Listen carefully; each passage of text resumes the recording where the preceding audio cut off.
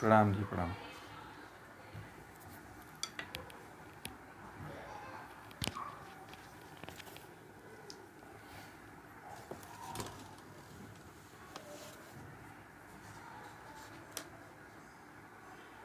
मेरी आवाज़ सुनाई दे रही है ना आप लोगों को?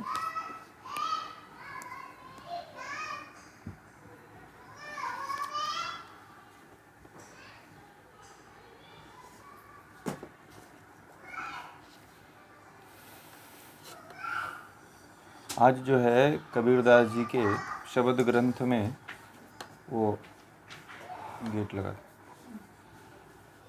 शब्द ग्रंथ में हम लोग 7वें पद का स्वाध्याय करेंगे। संतो कहूँ तो को पतियाई, झूठ कहत साँच बनी आई।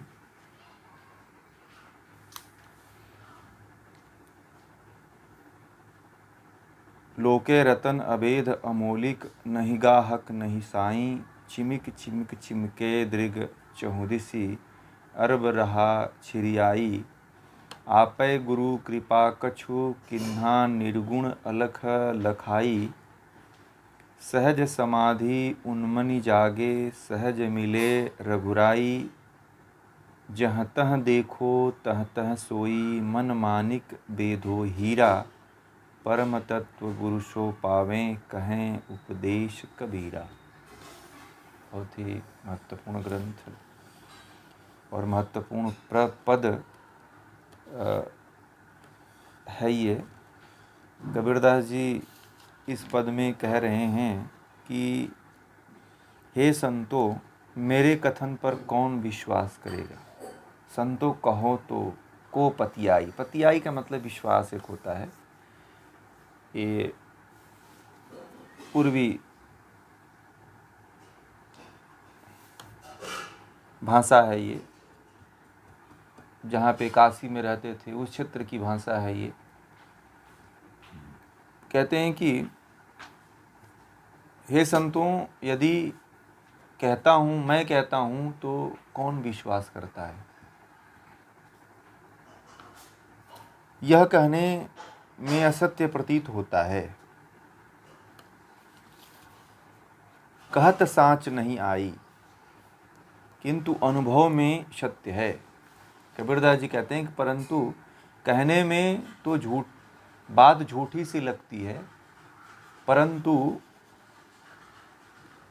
स्थिति में पहुंचकर जब अनुभव किया जाता है तब सच ठहरती है।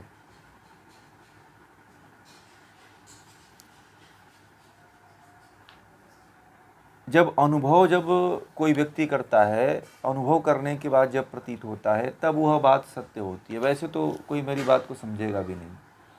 कबीरदास जी वही कह रहे हैं। और परंतु आगे कह रहे हैं कि चेतन आत्मा रूपी एक ऐसा प्रकाशित रत्न है जो अखंड है। चेतन आत्मा रूपी एक ऐसा प्रकाश है जो अखंड है।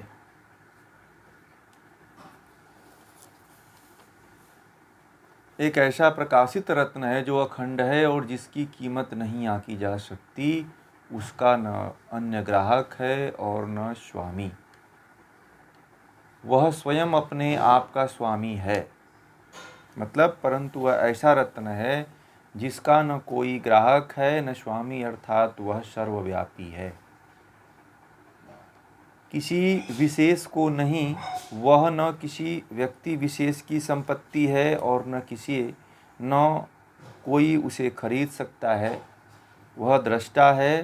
दृष्टा के रूप में वह चारों ओर प्रकाशमान है। उसका प्रसार अनंत जीवादि के रूप में है, अर्थात वह सर्वव्यापी है। गुरु कृपा कर उस अलक्ष्य एवं निराकार तत्व को आत्म रूप में लखा देता है, अर्थात आत्मा का साक्षात्कार करा देता है। उसकी कृपा से सहज समाधि की उपलब्धि हो जाती है और उन्मनी अवस्था जग जाती है। फिर स्वभावतः अनायास राम मिल जाते हैं। साधक को सर्वत्र राम के ही दर्शन होते हैं। सामान्यतः मन स्वभाव विकल्प करना है। विकल्पात्मक मन से निर्विकल्पात्मक आत्मा का साक्षात्कार नहीं किया जा सकता। गुरु कृपा से जब आत्मा रूपी हीरे के द्वारा मन माणिक्य बीत जाता है और उसके विकल्पात्मक स्थिति समाप्त हो जाती है, तभी परमात्मा का साक्षात्कार होता है। सारा विश्व राममय प्रतीत होने लगता है। यह परम तत्व केवल गुरु के द्वारा ही उपलब्ध है। कबीर का उपासक जनों के प्रति यह उपदेश है। बहुत ही महत्वपूर्ण बात कही उन्होंने कि चेतन आत्मा रूपी एक ऐसा प्रकाशित रत्न है जो अखंड है, जिसकी कीमत नहीं आंकी जा सकती। उसका न अन्य ग्राहक है न स्वामी, वह स्वयं अपने आप का स्वामी है। हृदय स्थित उस आत्म प्रकाश की किरणें, नेत्र आदि 10 इंद्रियां सर्वत्र फैल रही हैं। सद्गुरु ने स्वयं किंचित कृपा कर सत्य रज तम इन तीनों गुणों से अतीत नेत्रादि इंद्रियों के अगोचर स्वयं चेतन स्वरूप का बोध करा दिया। कहने का मतलब कि जो हमारे शरीर में एक आत्मा है, एक प्रकृति है, बात वही आती है। मैं अपने माध्यम से समझाता हूँ। कबीरदास जी जो कठिन भाषा लिखे हैं उसको सरल करने का मैं प्रयास करता हूँ आप लोगों के बीच में। तो सबसे बड़ी बात उन्होंने कहा कि जो मैं एक बात कहूँ तो लोग कौन विश्वास करेगा। सत्य कहने पर कोई विश्वास नहीं कहता है, या सत्य कहने पर लोग विश्वास कर लेते हैं।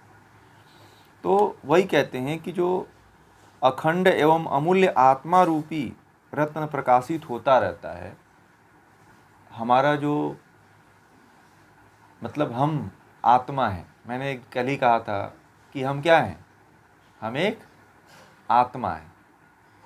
तो जो आत्मा रूपी अखंड प्रकाशित होता रहता है, जिसका खंड नहीं किया जा सकता है। आत्मा अनादि है, जिसका प्रारंभ नहीं होता है।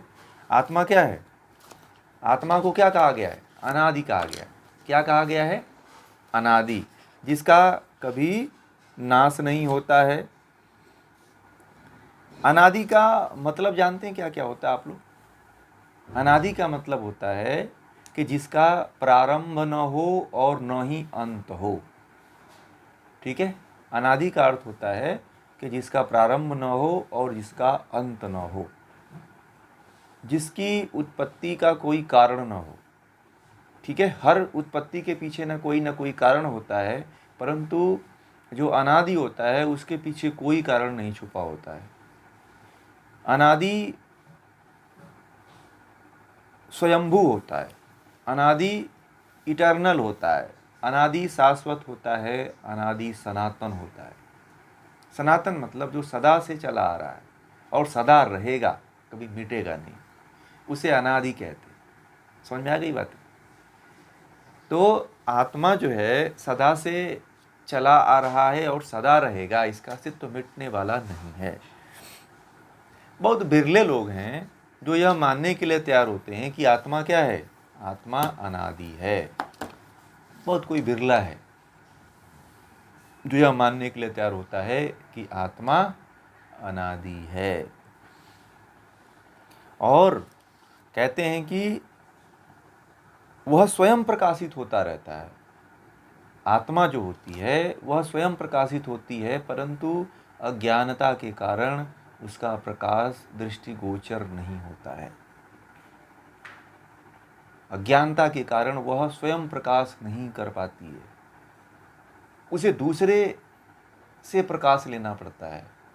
ठीक है, आत्मा को जब तक ज्ञान रूपी दीपक से न जलाया जाए तब तक वह हर समय किसी दूसरे प्रकाश के आड़ में रहती है कि कहीं से दूसरा प्रकाश न मिल जाए, कोई हमें कुछ बता दे, कोई हमें कुछ सिखा दे, कुछ हमें कुछ समझा दे। वह जो है लालच में, इसी आशा में अपने पूरे जीवन को व्यक्ति बिता देता है। हर व्यक्ति इसी आस में लगा हुआ है कि मुझे कोई कृपा करेगा, या मुझे यह नहीं कराया गया, मुझे यह चीज़ नहीं मिला। हर व्यक्ति इसी चिंता में ज़्यादा दुखी है। हर व्यक्ति से पूछिए कि तुम्हें क्या हुआ, तो बोला कि मैं बहुत परेशान हूँ। हर व्यक्ति से पूछो कि आपको क्या हुआ, तो बोला कि मुझे ये चीज़ नहीं मिला, हमें फलाना चीज़ नहीं मिला, मुझे बच्चों का सुख नहीं मिला, मुझे स्त्री का सुख नहीं मिला, मुझे संसार का सुख नहीं मिला, मुझे खाने का सुख नहीं मिला, मुझे जीने का सुख नहीं मिला। ये इस तरह की बातें आप हर व्यक्ति से करते हुए सुनते होंगे। आप लोग भी अपने आसपास में ऐसी बातें सुनते होंगे। सुनते हैं कि नहीं सुनते हैं, बताइए। सुनते हैं ना ऐसी बातें? हर कोई आपको इस तरह से बात करते हुए मिलेगा, ठीक है? क्यों? क्योंकि यह व्यक्ति तब तक कहता रहेगा कि मुझे फलाना व्यक्ति ने ये नहीं किया, मेरे साथ ऐसा हुआ, मुझे ये नहीं दिया, मुझे वो नहीं किया। ये तब तक व्यक्ति कहता रहता है जब तक वह आत्मा को नहीं जान पाता है। आपको बता दूं, तब तक वह ऐसी बातें कहता रहता है, सुनता रहता है, बोलता रहता है, चलता रहता है, फिरता रहता है। उसके जीवन में यही घटना घटित होती रहती है, बार बार ये घटित होती रहती है।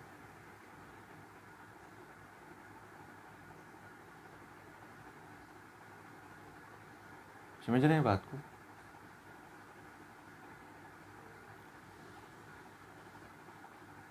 इस तरह की घटना जो होती है वही व्यक्ति को जो है खत्म कर देती है, नष्ट कर देती है। क्यों? क्योंकि आस एक ऐसी, आस मतलब कामना, इच्छा, कि व्यक्ति को पता ही नहीं चलता है कि उसके भीतर कौन सी जो है अखंड अमूल्य आत्मा प्रकाश रूपी रत्न उसके भीतर भरा पड़ा है।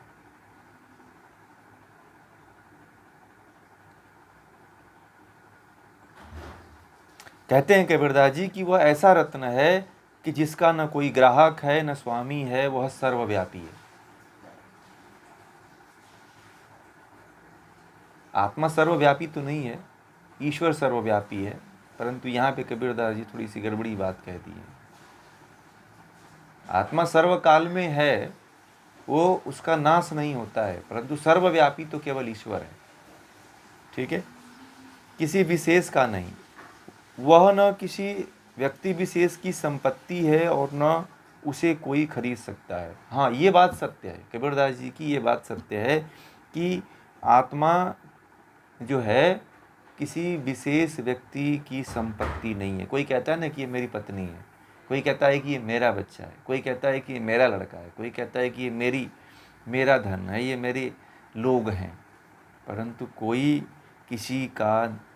किसी की संपत्ति नहीं होता है। ध्यान दीजिएगा, आपके बाल बच्चे, आपके परिवार, आपके सगे संबंधी, वह संपत्ति नहीं है। आप संपत्ति की दृष्टि से देखते हो। किसके दृष्टि से देखते हो? संपत्ति की दृष्टि से देखते हो, और न उसे कोई खरीद सकता है। और ऐसी संपत्ति होती है कि कोई उसे खरीद ही नहीं सकता है। वह दृष्टा है, दृष्टा के रूप में वह चारों ओर प्रकाशमान है।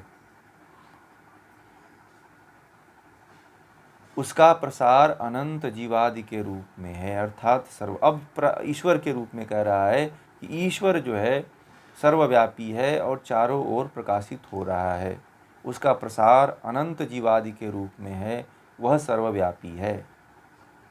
और गुरु कृपा पर अलक्ष्य एवं निराकार तत्व को आत्म रूप में लखा देता है। वो यदि ईश्वर की कृपा होती है, गुरु की कृपा होती है, तो वह आत्म तत्व को भी साक्षात्कार करवा देता है,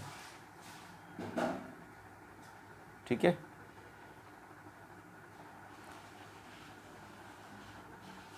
यहाँ पे दो चीज़ों को समझना होगा। एक तो आत्मा को भी इन्होंने कहा है, फिर ईश्वर की भी बात कही है।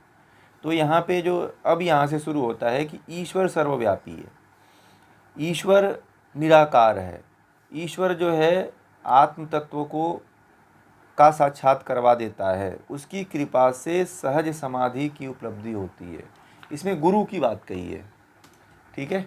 गुरु की बात कही है कि गुरु जो है, गुरु की अवस्था, गुरु की कृपा से जो है आत्म तत्व का साक्षात्कार होता है और उन्मनी अवस्था जागृत हो जाती है।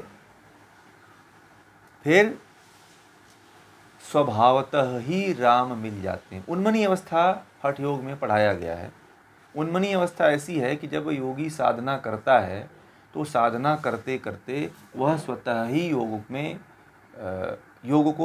योग में एक क्रिया होती है उन्मनी अवस्था, उसकी लग जाती है। उन्मनी